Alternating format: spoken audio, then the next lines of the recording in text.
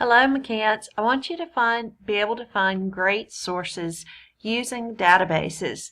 To do that, you will of course go to the McCants homepage and click Library in the center on the yellow tab in the middle. Then of course it will take you over to the library page and you will then look for SC Discus, the link for that web page, and click there.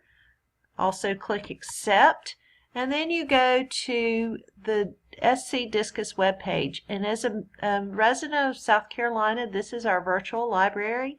This is where we can find quality information and just all around lots of information. I'll be very honest with you, I like to either use the A to Z list or the by grade level list simply because it's just easier.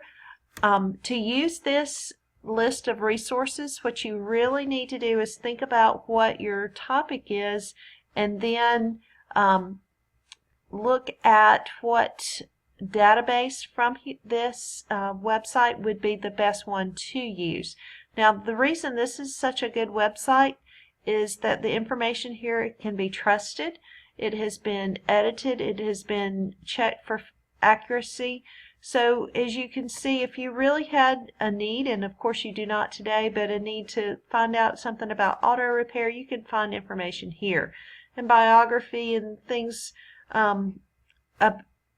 just general information about a lot of different topics. The History Reference Center, if you were looking for historical facts, and as you look through, there's a lot of information here. I would choose for the topics most of you have would be like Britannica School. That would be a very good source, or for some of you, the Newspaper Source Plus, that link, and then you would go and look there for other information to do your search. I'm just going to choose Britannica School for right now, and of course it takes me over, and I can choose the level.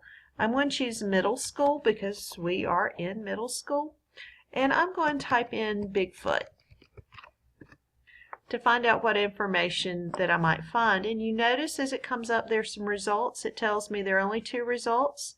There was an Indian chief named Bigfoot, but then there's also the legendary creature Abominable Snowman, which American counterpart is called Sasquatch. It does give you the information below it to tell you a little bit about the link. Something else with this, if you look over on the left side, you can find information about primary sources. There may be things there. There may be some magazine articles. So don't forget to look at these here.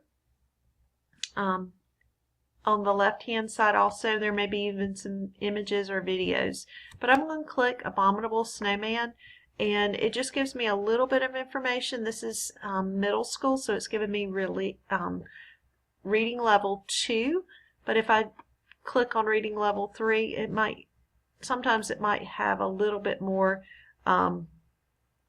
information in another reading level. But you can also click on these tabs. It does not have any images, but it might have some related information, and you see that it goes into some of the topics that you may have studied when you were looking at other topics in mythology.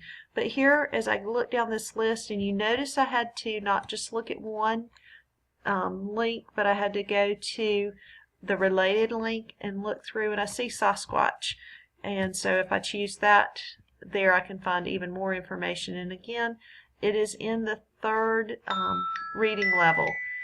I can look at this citation.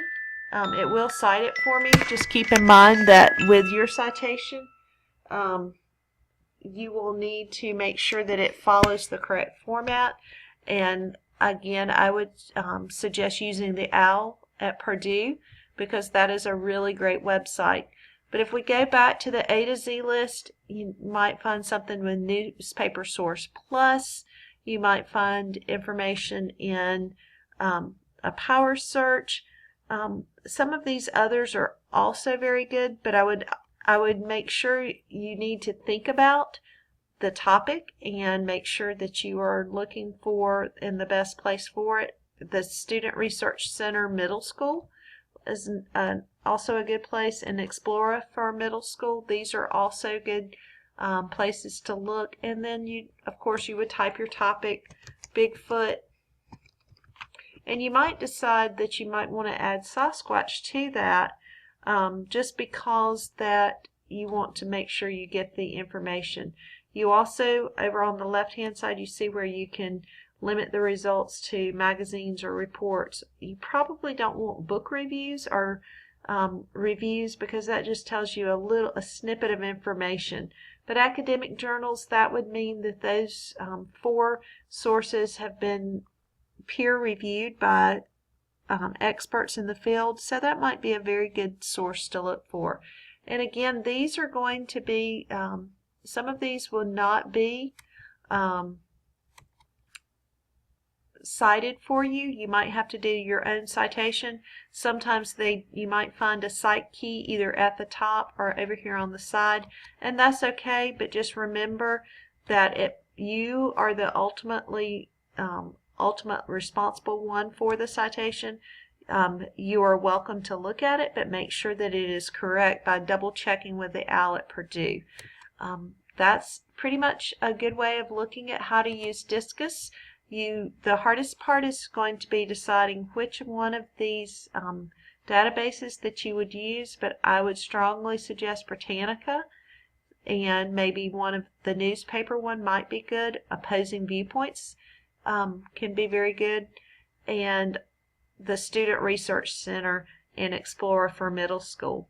You're welcome to use others, but just keep in mind you need to really concentrate on your topic, and you may have to change your search term a little bit, but that would be true whether you're using a database or whether you're using any other online source. I hope you enjoy and learn lots using Discus, and I will be glad to help you however I can. Have a great day, McCants.